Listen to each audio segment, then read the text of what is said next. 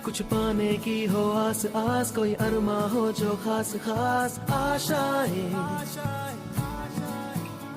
हर कोशिश में हो बार बार, करे दरियाओं को आर पार। नमस्कार साथियों, आप लोग कैसे हो? उम्मीद करता हूं कि आप लोग अपनी पढ़ाई को कंटिन्यू कर रहे होंगे। और यहाँ पर हम अब तुगलक वंश के बारे में बात करेंगे। तुगलक वंश से जो भी यहाँ पर प्रमुख सुल्तान हैं उनके बारे में बात करेंगे। तो चलिए शुरू करते हैं। तो देख लेते हैं तुगलक वंश के बारे में, जो भी यहाँ पर शासक हैं उनके बारे में बात करेंगे। तो यहाँ पर पहला दिया गया है गैसीन तुगलक, मोहम्मद तुगलक, फिरोज शाह तुगलक, मोहम्मद खान, गैसीन तुगलक शाह सेकंड, और बाबू बाकर, और नसरुद्दीन मोहम्मद और हुमायूं। ठीक है, इनके बारे में हम बात करेंगे।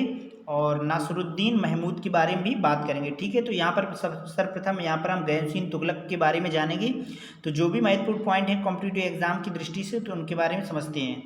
तो यहाँ पर लिखा हुआ है कि यह दिल्ली सल्तनत पर तुगलक वंश की स्थापना करने वाला प्रथम शासक था। यदि आपसे पूछा जाए कि तुगलक वंश की संस्थापना यानी तुगलक वंश की संस्थापक कौन था, प्रथम शासक कौन था, तो आपका राइट आंसर क्या होगा?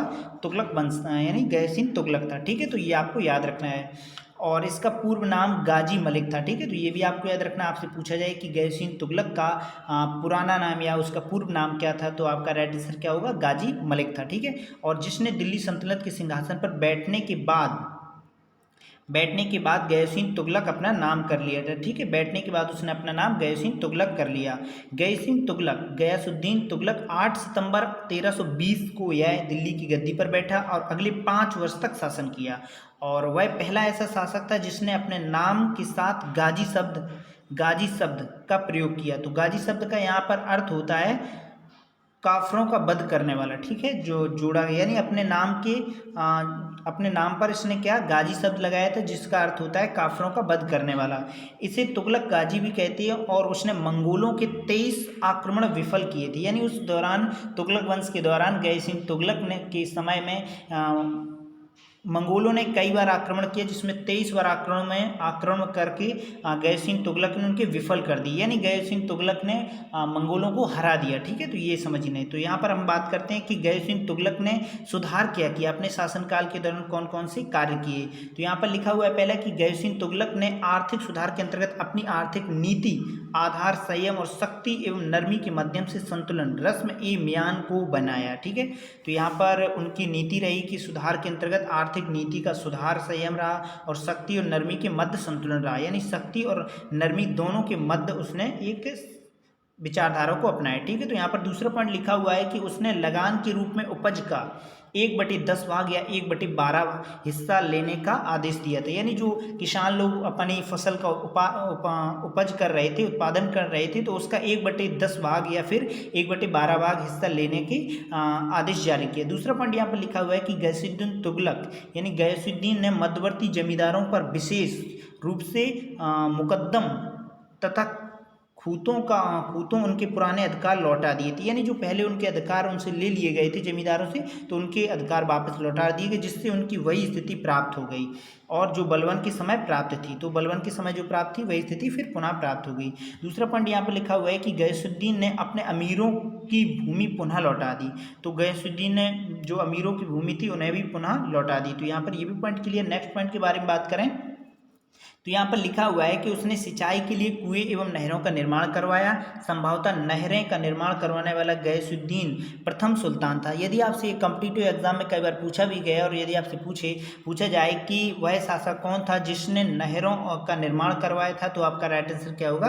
गयासुद्दीन तुगलक था। ठीक है, तो ये भी आपको याद रखना है। नेक्स्ट पॉइंट लिखा हुआ है कि सल्तनत काल में डाक व्यवस्था को सुदृढ़ करने का श्रेय गयासुद्दीन तुगलक को ही जाता है। ठीक है, तो ये भी आपको याद रखना। जो उन्होंने प्राथमिक रूप से जो कार्य किए प्रमुख रूप से वो डाक व्यवस्था थी, नहरों का निर्माण था। ठीक है, तो ये आपको याद रखना। अगले पॉइंट के बारे में आप देखा जाए तो लिखा है कि अलाउद्दीन खिलजी की कठोर नीति के विरुद्ध, अलाउद्दीन खिलजी मतलब खिलजी वंश के बाद तुगलक वंश आया, तो तुगलक वंश से पहले जो गयासुद्दीन तुगलक यानी अलाउद्दीन खिलजी ने कठोर नीति अपनाई थी, तो उनका लिखा हुआ है कि गयासुद्दीन तुगलक की कठोर नीति के विरुद्ध उसने उदारता की नीति अपनाई। जहां खिलजी वंश में अलाउद्दीन खिलजी ने कठोर नीति अपनाई थी, वहीं तुगलक वंश में गयासुद्दीन तुगलक ने उदारता की नीति अपनाई। ठीक है, जिसे वर्णी ने जिसे वर्णी ने रश्मियान अथवा मध्यपंथी नीति कहा। ठीक है, तो ये भी आपको याद रखना है। नेक्स्ट पॉइंट के बारे में बात करें तो यहाँ पर नेक्स्ट पॉइंट लिखा हुआ है कि अलाउद्दीन खिलजी द्वारा चलाई गई दागने तथा चेहरा प्रथा को प्रभावी तरीके से लागू किया। जो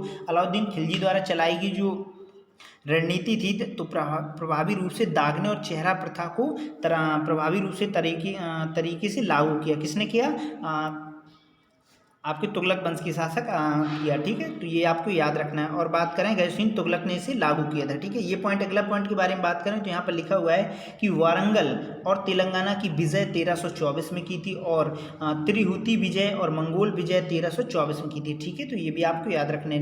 निर्माण कार्य के बारे में बात करें तो निर्माण कार्य तुगलकाबाद नामक दुर्ग की नींव रखी थी। तो याद रखना है कि तुगलकाबाद नामक एक दुर्ग की नींव रखी। ठीक है, और मृत्यु के बारे में बात करें तो यहाँ पर गयासुद्दीन तुगलक की मृत्यु के बारे में देखा जाए तो गयासुद्दीन तुगलक बंगाल अभियान से लौट रहा था। तब लौटते समय तुगलकाबाद में 8 किलोमीटर की दूरी पर स्थित अफगानपुर में एक महल में सुल्तान गयासुद्दीन तुगलक प्रवेश करते ही वह महल गिर गया, जिसमें दबकर उसकी मृत्यु हो गई। तो वो मृत्यु मार्च 1335 में हो गई थी। 1325 में। ठीक है, तो ये भी आपको याद रखना है। और गयासुद्दीन तुगलक के जो मकबरा है वो तुगलकाबाद में स्थित है। तो ये भी कई बार कॉम्पिटिटिव एग्जाम में पूछा गया है कि गयासुद्दीन तुगलक का जो मकबरा है वो कहाँ पर है, तो राइट आंसर क्या होगा? तुगलकाबाद में। ठीक है, तो ये पॉइंट क्लियर। अब हम बात करते हैं यहाँ पर मोहम्मद तुगलक के बारे में। तो मोहम्मद तुगलक से जो भी पॉइंट बन रहे हैं उनके बारे में जान लेते हैं। जैसे कि मोहम्मद तुगलक दिल्ली सल्तनत में तुगलक वंश का शासक था और गयासुद्दीन तुगलक की मृत्यु के बाद उसका पुत्र जूना खां, यानी गयासुद्दीन तुगलक का जो पुत्र था वो था जूना खां, मोहम्मद बिन तुगलक के नाम से दिल्ली की गद्दी पर बैठा है। यानी उसका जो रियल नाम है, उसका जो वास्तविक नाम वो जूना खां था, लेकिन वो मोहम्मद बिन तुगलक के नाम से दिल्ली की गद्दी पर बैठा है। इसका मूल नाम उलूग खां था। ठीक है, और मध्यकालीन सभी सुल्तानों के मोहम्मद तुगलक सर्वाधिक शिक्षित और विद्वान एवं योग्य व्यक्ति था। यदि आपसे पूछा जाए कि तुगलक वंश में सबसे बुद्धिमान और सर्वाधिक शिक्षित व्यक्ति कौन था, तो आपका राइट आंसर क्या होगा? मोहम्मद तुगलक था। ठीक है, ये पॉइंट क्लियर। अब हम नेक्स्ट पॉइंट के बारे में बात करें। यहीं पर लिखा हुआ है कि इसके अलावा उसने पर्शियन कविता का बहुत बड़ा प्रशंसक था। उसकी सोच उसके समय से बहुत आगे थी। उसने बहुत सारे विचारों पर मंथन किया, लेकिन उन विचारों को क्रियान्वयन से जुड़े और उसके पैमाने पर बहुत मजबूती और टिकाऊ नहीं थे, इसलिए वह असफल रहा। अपने राज्य में मध्य राजधानी की स्थापना की और टोकन यानी करेंसी, प्रतीक मुद्रा के रूप में विभिन्न प्रयोग किए, लेकिन वह पूरी तरीके से असफल रहा और अपनी सनक भरी योजनाओं के कारण इसे कई नामों से जाना जाता है। जैसे कि इसे स्वप्नशील के नाम से भी जाना जाता है, पागल के नाम से भी जाना जाता है, रक्त पिपासु के नाम से भी जाना जाता है। ठीक है, तो ये याद रखना है कि मोहम्मद तुगलक को पागल या फिर रक्त पिपासु या फिर स्वप्नशील के नाम से भी जाना जाता है। ठीक है, और मोहम्मद बिन तुगलक के जो प्रमुख कार्य हैं उनके बारे में हम यहाँ पर देख लेते हैं। तो लिखा हुआ है कि दोआब क्षेत्र में वृद्धि कर, यानी 1326 से 27 के बीच शासन रहा। तो दोआब के क्षेत्र में कर की वृद्धि कर मोहम्मद तुगलक ने दोआब के उपजाऊ क्षेत्र में कर की वृद्धि कर दी और संभवतः 50% सीधी आदि खेती का हिस्सा शासक को दिया जाएगा। परंतु उसी वर्ष दोआब में भयंकर अकाल पड़ गया, जिससे कि पैदावार प्रभावित हुई और तुगलक के अधिकारियों द्वारा जबरन कर वसूलने से उस क्षेत्र में विद्रोह हो गया, जिससे तुगलक की यह योजना असफल रही। मोहम्मद तुगलक ने कृषि के विकास के लिए दीवान ए आमिर कोही नामक एक नवीन विभाग की स्थापना की थी। यदि आपसे पूछा जाए कि मोहम्मद बिन तुगलक ने कृषि के विकास के लिए कौन से नवीन विभाग की स्थापना की थी, तो आपका राइट आंसर क्या होगा? दीवान ए आमिर कोही की नामक विभाग की स्थापना की थी। ठीक है, तो ये भी आपको याद रखना है।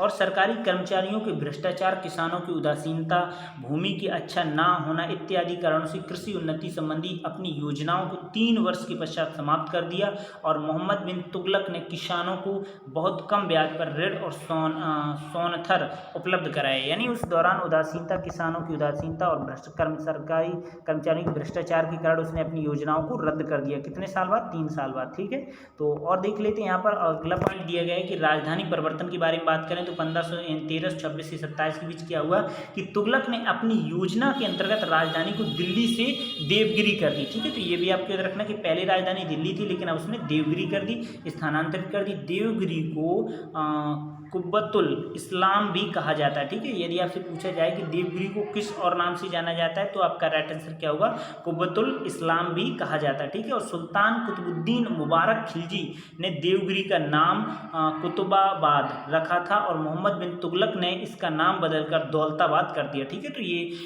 देवगिरी को ही दौलताबाद कहा जाता है, कुब्बत इस्लाम भी कहा जाता है और इसे ही कुतुबाबाद भी कहा जाता है। ठीक है, तो ये आपको याद रखना है। और सुल्तान की इस योजना की सर्वाधिक आलोचना की गई और मोहम्मद तुगलक यानी मोहम्मद तुगलक की यह योजना पूर्णतः असफल रही और 1335 में दौलताबाद में लोगों को दिल्ली वापस आने की अनुमति दे दी। ठीक है, तो ये भी आपको याद रखना है। और पुनः फिर दिल्ली स्थापित इसकी राजधानी कर दी, यानी राजधानी परिवर्तन का परिणाम दक्षिण में मुस्लिम संस्कृति का विकास हुआ, जिससे अंततः बहमनी साम्राज्य का उदय हुआ। ठीक है, तो ये भी याद रखना है कि बहमनी साम्राज्य के उदय का मार्ग खुला। ठीक है, तो ये पॉइंट क्लियर। अब हम नेक्स्ट पॉइंट के बारे में बात करें तो यहाँ पर नेक्स्ट पॉइंट लिखा हुआ है कि सांकेतिक मुद्रा का प्रचलन जो 1329 से 1330 के बीच रहा है और इस योजना के अंतर्गत मोहम्मद तुगलक ने सांकेतिक एवं प्रतीकात्मक सिक्कों का प्रचलन करवाया और मोहम्मद तुगलक ने दोकानी नामक सिक्के का प्रचलन करवाया। ठीक है, तो आपसे पूछा जाए यदि कि मोहम्मद तुगलक ने किस सिक्के का प्रयोग करवाया था तो आपका राइट आंसर क्या होगा, दोकानी नामक सिक्के का प्रचलन करवाया। सांकेतिक मुद्रा के अंतर्गत सुल्तान ने संभवतः पीतल यानी फरिश्ता के अनुसार सुल्तान ने यदि फरिश्ता के अनुसार क्या पीतल यूज करी और तामा वर्णी के अनुसार धातुओं के सिक्के चलाए, जिसका मूल्य चांदी के रुपए टका के बराबर होता था और सिक्का ढालने पर राज्य का नियंत्रण नहीं रहता था। यानी जो सिक्का ढलाई करते थे उस पर राज्य का नियंत्रण नहीं रहता था। अनेक जाली टकसाल बन गए, जिसके कारण से राज्य का नियंत्रण न होने के कारण अनेक जाली टकसाल बन गए और लगान जाली सिक्के से दिया जाने लगा। ठीक है, जिसकी अर्थव्यवस्था ठप हो गई, यानी जब नकली पैसे चलने लगे तो अर्थव्यवस्था ठप हो गई और फिर इसका परिणाम क्या हुआ कि सांकेतिक मुद्रा चलाने की प्रेरणा चीन तथा ईरान से मिली। यदि आपसे पूछा जाए कि सांकेतिक मुद्रा चलाने का जो प्रेरणा है वो कहाँ से मिली तो आपका राइट आंसर क्या होगा, ईरान और चीन से मिली। ठीक है, ये पॉइंट क्लियर। हम अगले पॉइंट के बारे में बात करें, वहाँ के शासकों ने इस योजना को सफलतापूर्वक चलाया जबकि मोहम्मद तुगलक का प्रयोग विफल रहा। यानी वहाँ के जो शासक चीन और ईरान के शासक थे उन्होंने इस योजना को सफलतापूर्वक चलाया, लेकिन मोहम्मद तुगलक का यह सब प्रयोग विफल रहा और सुल्तान को अपनी इस योजना की असफलता पर भयानक आर्थिक क्षति का सामना करना पड़ा। ठीक है, तो ये पॉइंट याद रखना है। खुरासन एवं कराचिल का अभियान के बारे में देख लेते हैं कि चौथी योजना के अंतर्गत मोहम्मद तुगलक ने खुरासान और कराचिल विजय अभियान का उल्लेख किया है। ठीक है, तो यदि आपसे पूछा जाए कि चौथी योजना के अंतर्गत क्या है तो राइट आंसर क्या होगा, खुरासान और कराचिल विजय की अभियान था। ठीक है, का उल्लेख किया खुरासान को जीतने। तो हम यहाँ पर नेक्स्ट पॉइंट के बारे में बात करें तो यहाँ पर लिखा हुआ है कि खुरासान को जीतने के लिए मोहम्मद तुगलक ने 3,70,000 सैनिकों की विशाल सेना को एक वर्ष में अग्रिम वेतन दिया और परंतु राजनीतिक परिवर्तन के कारण दोनों देशों के मध्य समझौता हो गया, जिससे सुल्तान की यह योजना असफल रही और इसे आर्थिक रूप से हानि उठानी पड़ी। यानी मोहम्मद तुगलक अपनी शासन के दौरान असफलता का सामना करता रहा। ठीक है, तो ये यहाँ पर नेक्स्ट पॉइंट के बारे में बात करते हैं। लिखा हुआ है कि कराचिल अभियान, इसके अंतर्गत सुल्तान ने खुसरो मलिक के नेतृत्व में एक विशाल सेना को पहाड़ी राज्यों को जीतने के लिए भेजा और उसकी पूरी सेना जंगली रास्तों में भटक गई और इन बतूता के अनुसार देखा जाए तो अंततः केवल 10 अधिकारी ही बचकर वापस आ सके। इस प्रकार मोहम्मद तुगलक का यह योजना भी असफल रही। तो यहाँ पर मोहम्मद तुगलक की सभी योजनाओं के बारे में हमने बात की तो सभी असफलता की ओर हैं। तो अगर हम नेक्स्ट पॉइंट के बारे में बात करें, मृत्यु देख लेते हैं। तो यहाँ पर लिखा हुआ है कि अपने शासनकाल के अंतिम समय में जब सुल्तान मोहम्मद तुगलक गुजरात की विद्रोह को कुचलकर तार्की को समाप्त करने के लिए सिंध की ओर बढ़ा तो मार्ग में थट्टा के निकट गोंडाल पहुंचकर वह गंभीर रूप से बीमार हो गया और यहाँ पर सुल्तान की 20 मार्च 1900 यानी 1351 को मृत्यु हो गई। ठीक है, तो यहाँ पर तुगलक के बारे में जाना। अब हम बात करते हैं फिरोज तुगलक शाह के बारे में देख लेते हैं। फिरोज तुगलक शासन के जो फिरोज शाह तुगलक का जो शासन है वो 1351 से 88 तक रहा। ठीक है, तो इनके बारे में देख लेते हैं कि फिरोज तुगलक 45 वर्ष की उम्र में दिल्ली की सल्तनत गद्दी पर बैठा और उसके पिता का नाम रज्जब था जो कि गय सिंह तुगलक का छोटा भाई था, जबकि उसकी माता दीपालपुर की राजकुमारी थी। ठीक है, तो ये भी याद रखना है कि आपसे पूछा जाए कि फिरोज तुगलक शाही की माता कहाँ की राजकुमारी थी, तो दीपालपुर की राजकुमारी थी। और गद्दी पर बैठने के बाद उसने बहुत सारे निर्णयों को वापस लिया जो कि उसके पूर्व के शासक द्वारा लिए गए थे,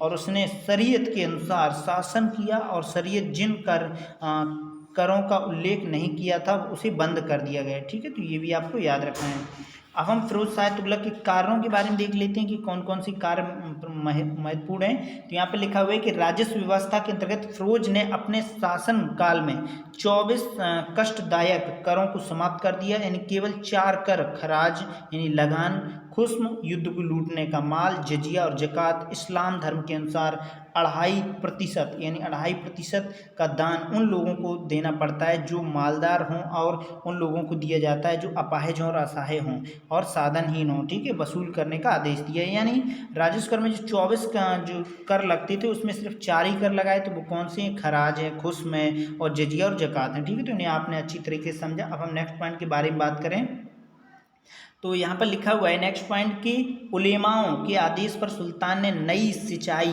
यानी हक ए सर्व कर भी लगाया, जो कि उपज का 1/10 भाग वसूला जाता था। ठीक है, ये पॉइंट क्लियर। दूसरे पॉइंट के बारे में बात करें तो सुल्तान ने सिंचाई की सुविधा के लिए 5 बड़ी नहरें यमुना नदी से हिसार तक 150 मील लंबी, सतलुज नदी से घग्गर नदी तक 96 मील लंबी, और सिरमौर से पहाड़ी से लेकर हंसी तक, घग्गर से फिरोजाबाद तक एवं यमुना से फिरोजाबाद तक का निर्माण करवाया। ठीक है, तो यहाँ पर 5 नहरों का निर्माण कराया गया। ठीक है, तो ये पॉइंट क्लियर। अगले पॉइंट के बारे में बात करें तो उन फलों का लगभग 1200 बाग लगवाए गए। ठीक है, तो यानी उसने फलों के बाग भी लगवाए, तो कितने लगवाए थे फलों के बाग? 1200 बाग लगवाए थे। ठीक है, ये पॉइंट क्लियर।